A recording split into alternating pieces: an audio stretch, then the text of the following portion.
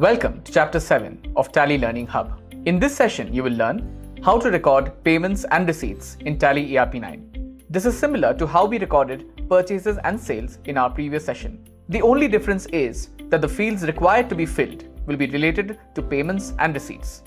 Let's start. Press V for accounting vouchers. Press F5 for payment. Press F2 to set the date.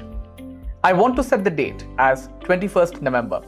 You will notice that automatically Tally changes the date to 21st November, assuming that since our last transaction was on 20th November, we will want to change the date to the next date.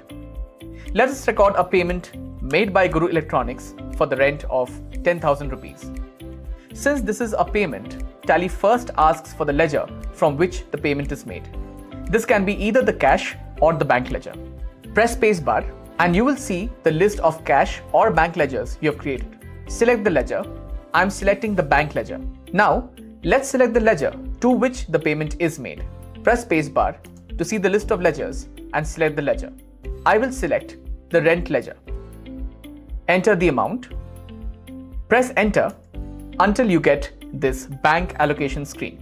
Here you can enter the method by which you are making the payment: check, transfer, or others. Depending on the method of payment, you can enter the check number or UTR number if required.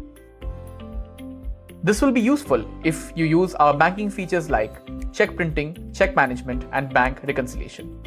Enter the narration if required. While recording a payment or receipt transaction, you get various options in the right menu to help you record the transaction. For example, stat payment and nature of payment are options which will help you record payments with respect to GST. Similarly, in case the payment or receipt is by a post-dated check, you can mark the voucher as post-dated by pressing Ctrl+T. By this, the transaction will reflect in your books only on the post-dated check date. Accept the voucher. Let us now record a receipt voucher for interest of 3,000 rupees received from the bank. Press F6 for receipt. Since this is a receipt, Tally first asks for the ledger in which money is received. This can be either the cash or bank ledger. I'm selecting the bank ledger. Now select the ledger from which the money is being received. For me, it's interest, so I will select the interest ledger. Enter the amount.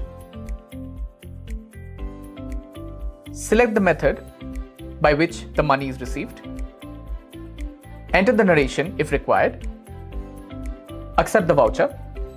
Similarly, you can record all your business transactions in Tally ERP9. There is no need to get confused by which ledger to debit or credit. Just select the type of transaction and enter the details required. Your debits and credits are taken care of, while your accounts and reports are updated instantly. Whenever you want to see the list of transactions you have recorded, come to Gateway of Tally. Press D for display. Press D for daybook. Here, you get the list of transactions you have recorded on that date. Press F2 to change the date for which you want to see the list of transactions, and press Alt F2 to change the period for which you want to see the list of your transactions. In our next session, you will learn about the powerful business reports in Tally ERP9.